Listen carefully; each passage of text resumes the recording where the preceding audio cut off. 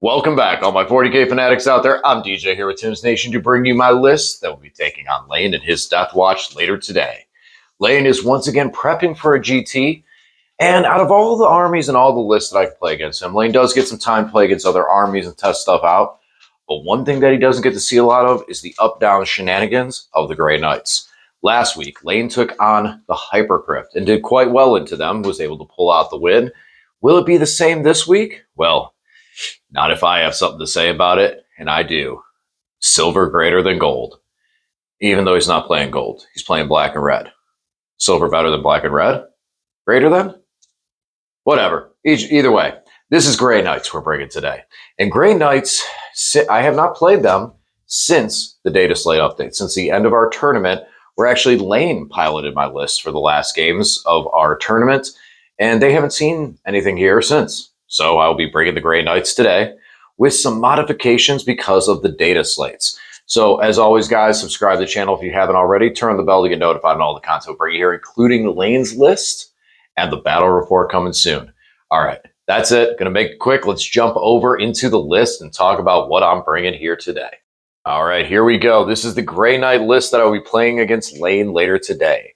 And only some minor changes. We did have to drop one Dreadknight and the Tech Marine, but we made a couple nice little additions to it, which I think do well with the new cards and the missions and the way actions work. And we'll talk about that as we introduce those contenders in this list here today.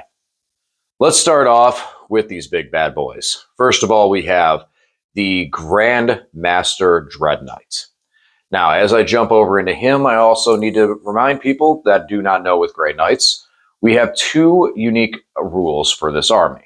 One, you have the army special rule, which is to pick up to 3 units because of the point limit, or the point size, the battle size. We can pick up to 3 units at the end of our opponent's turn and place them in strategic and then enter the field during the next reinforcement step. This means if we go second, we can in fact do this on turn 1, where we pick the units up and place them back down. Since the entire army, at least all the units I have taken, all have deep strike, that means they can place any on the field more than 9 inches away. We do have a strat for 1 command point that allows us to drop within 3 inches, or just outside of 3 inches.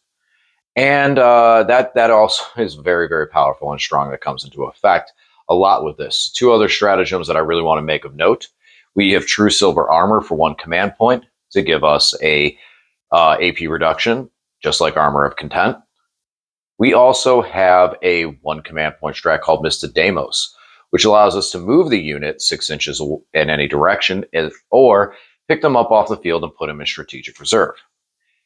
This is a reactive stratagem, so it reacts when our opponent ends a move within 9 inches of our unit. Now, on to the Grandmaster that we started discussing. This Grandmaster has a hammer, psi cannon, silencer.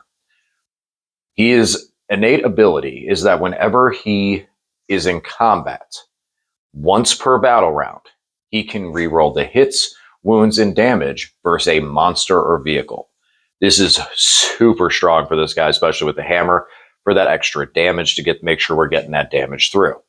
I do still like Tank Shock off the Dreadknights, even though it only bases on the toughness, and the toughness on these guys is an 8. But it is nice to throw in a couple extra dice for 1 command point if you have it, and do a little bit of extra damage. As well, this guy does have the ability to reduce a stratagem cost by 1. That's his innate ability, but he reduced it down to 1. So some of the 1 costing strats he's not going to do anything to, because they cost, well, if they cost 1, they have to stay 1, to a minimal of 1. So there's that there. It is nice, though, now with some of the changes with the strats, because now for 1 command point, I could interrupt with him and fight in combat with him before, use the interrupting strat before, for only 1 command point. So that's a nice little added boost there. He can do that. So that's kind of cool, and that's one thing I'll keep in mind. We'll see if that plays out. On top of that, he also is going to have the relic, the Sigil of Exigence. So once per game, when he becomes a target of a shooting attack, I can pick him up and put him somewhere else. This is nice to be able to put him on the front line so that I can get him onto center objectives or get him into a better mobile position where if I don't go first I can burn that to get him into a better position. I don't mind burning it early on, because later in the game, when they start getting into the fray, it's easy for my opponent to not shoot at him and then charge him, preventing him from being able to jump away entirely. So yeah, I don't mind burning it early, because usually then you don't use it at all. So I think it's a very strong positioning to use that in. Next up, we have our 3 Dreadknights. These will be just like the Grandmaster, with a hammer, side cannon, and silencer. And like I didn't mention with him, side cannon is huge. Side cannon is the sauce. I mean, it's strength 10, AP 2, ignore cover, flat 3 damage. Such a strong gun. Silencer, 12 shots sustained. Still very nice. Very low profile on the strength and damage and everything like that. But you know what? The flamer option gets you in too close. A lot of people like it. I can see why. It's a good flamer. But I like to be able to have the Dreadknights be back a little bit and play into the late game. So I like the 24-inch range and be able to have that range threat to put the Dreadknights down, so that I can stay away from some other combat-oriented units, especially with how much combat is in the game right now. All 3 of these guys have hammers. In my opinion, it's the best weapon choice that we have for combat. The sword, it's the AP that I'm not a big fan of. So I do like the 2 profiles. I was trying it for a bit on one of my Grandmasters because of the rerolls and stuff, but it's the AP that really hurts for me. And something like an Armor of Contempt or reducing AP, just dropping that AP down to 0 can just mean that he does nothing. So I do really like the hammers still. I think it's the best choice. And the Dreadfists are just a YGWY. They don't make any sense at all. And they profile the damage or anything on that. It really doesn't. In older editions, it was because they were the cheap free option, but with all the war gear not costing anything, it doesn't make any sense. The sword is closer to being usable because of it having a better weapon skill, being able to hit on 2s, but still that hammer, man, that hammer's where it's at. So these 3 Dreadknights, the reason I took them over Grandmaster is 1, because of points. They're cheaper. And 2, they have advance, fallback, charge, and still shoot, which means that these guys are hypermobile. They can continuously move around the map. They also helps them with their move characteristics, so they can move a little further. It's big. It's definitely big in keeping this army super, super mobile.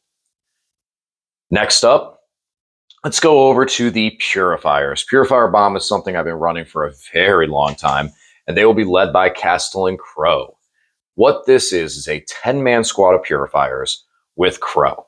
So Crowe gives them an additional 1 shot for their Purifying Flame. So we have 20 shots Purifying Flame out of this unit. Purifying Flame hits on 3s at strength 4, anti-infantry 2 up, AP 1, 1 damage. Then you have 4 of the Incinerators. Incinerators being strength 6, AP 1, 1 damage. Great flamethrower. And then lastly, the Bolters, because Bolters are there. This squad can overwatch most units into oblivion, on top of the fact that for 1 command point, you advance this unit an extra 6 inches, so a 12-inch move, and then they all get +1 to hit. Now you're hitting on 2s with everything. Super strong. This squad can shred infantry like no other. I love this unit. It's been one of my favorite units in the Grey Knights. Speaking of favorite units, let's go over to this big brick of 10 Terminators. Oh, well, before we jump over there, scoot back for a second. Castellan Crowe. Castellan Crowe is a beat stick in combat. He can ignore 1 damage when you hit him with something. When he gets hit by something, just 0 it out. And he's just all around a really strong beat stick. There's been many times where those Purifiers go, and he goes till the end of the game and is just able to whoop and wallop on many units. So he's a very strong fighting character in his own right, especially being able to 0 out a damage. Next up, 10 Terminators. That's where we're at. So with these 10 Terminators, we have 1 of which is going to have a banner, which gives us +1 OC. Now, my Terminators are battle line, so that +1 OC means we are looking at to OC3 per Terminator for the squad. So OC30 on just the squad, 32 if you count the Grandmaster that's leading them. 2 side cannons, and an apothecary. Apothecary can fix and put a guy back in the squad. Beautiful stuff. Now, the Grandmaster who's leading the unit allows them to ignore any modifiers to their characteristics, on top of the fact he can zero or now reduce any stratagem by 1 CP. This could go down to 0. This is good for true silver armor, rapid ingressing strats, as well as Mist of Deimos. Now, this unit has the relic First to the Fray, which means that it can deep strike on turn 1. A very strong play with this unit. And hear me out on it, because this is completely legal and does work. If I go first, and that's why First the Fray is in here, because I've had many issues with going first and not having enough board presence. This fixed it. First to the Fray fixes it. If you're having issues in your Grey Knight list with going first, take First to the Fray on a unit. It helps all the difference. So the Grandmaster will deep strike in with his unit on turn 1. In a position where my opponent cannot really get a lot of good shots on them, but they could if they move. When they move, for 1 command point, I can then pick up this unit, or do it for free because of the Grandmaster. Pick this unit up and put it in strategic. However, now it did not start the game in strategic, so it passes by that rule, the rule that is set out that units that start the game in strategic cannot be put in turn 2. Rapid Ingress specifically just says a unit that is not eligible cannot use Rapid Ingress. Well, this unit is now eligible because it has left the battlefield. You then Rapid Ingress it back down on the field. Next turn, you have a squad Terminators just landed and scored your points. And now next turn, they're in position to make their 5-inch move and charge something with the Fury of Titan. So, yeah, you can tell I quite love them. The rest have bolters, and we got the side cannons, and then we have hammer hand backing the squad, so when they charge, they get lethal hits. Beautiful stuff. Last up is a new addition to this. We are bringing 2 of the Grey Knight Librarians. Now, the Grey Knight Librarians, the biggest thing about them is the Vortex of Doom. Now, they do have another psychic power that does a little bit of damage, okay, but it's a shooting attack. Then they have their bolter, it does a little bit of damage, okay, shooting attack. But Vortex, on the other hand, is not a shooting attack. It is a psychic ability. And it is a massive psychic ability. The reason I say this is, 1, these guys can complete actions and still use Vortex of Doom. Vortex of Doom is you roll a dice. On a 1, you hurt yourself. D6 mortal wounds. On a 2 through 5, you do 2d3 mortal wounds to that target. Pretty good. But if you roll that amazing 6, which I know I'm going to hit 1 this game, you get 2d6 mortal wounds against the target. That can be game-breaking at how hard these guys can hit. So these guys are in a position to be able to complete actions for me, as well as just do a lot of damage. I'm not planning on bringing them down just by themselves. They'll probably have a Grandmaster or the Dread Knight accompanying them, or some Terminators nearby. But they'll be the ones that are able to do the action while other units are out there completing work and doing other work. All right, so that is the list that we're bringing here today. So that's the Grey Knights. That's what I'm looking at. Whole lot of love there. The Grey Knights they kind of just do it all. You know, a lot of people complain and say, oh, we're missing weapons, we're missing this one thing. I will not complain about anything with Grey Knights. You know, there is things that's like, oh yeah, do I wish that other units had some play? Sure, when we get a codex.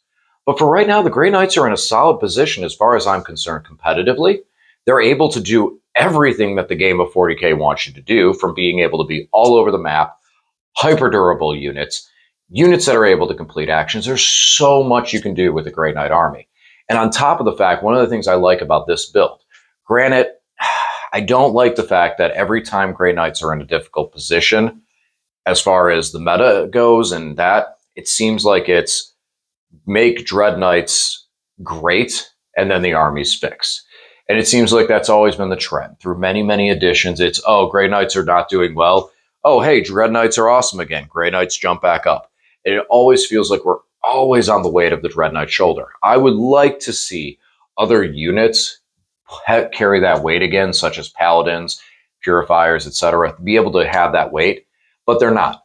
However, even though the Dread Knights are that primary focus, things like that, it's not, some people will say, oh, it's just take 5 Dread Knights, go. Okay, if that's how you feel. I don't. feel like Dreadknights are amazing. I took 4 of them, 4 Dreadknight chassis. I had 5 in there before, so I was 1 under max. So it's kind of hard in that aspect. And I do think that, yeah, they are one of the best units we have. But there's still some good stuff. The 10 Purifiers, the 10 Terminators, having the Librarians. There's still a lot of other little actions. And I do love the fact that out of a Grey Knight army, that's 10 Terminators, and you can tell me I'm wrong, but this is my opinion and I believe it. Grey Knights have the single best Terminator in the entire game of 40K. And that is a statement that I will debate with anyone, but I really feel like right now, the way the game plays, when you rank everything that a Terminator unit can do, the Grey Knight Terminator is the #1 Terminator in the game of Warhammer 40K right now. So I got 10 of them. So I like how the army plays in general. I think it's a lot of fun to play. I think it's surprisingly powerful as an army that's able to play the missions and beat up your opponent pretty bad. I mean, Lane has suffered a few shutdowns. Will tonight be another one? Only time will tell. All right, well, that's my list. Look for us over at the Battle Report. And as always, thanks for watching, and I'll talk to you again soon.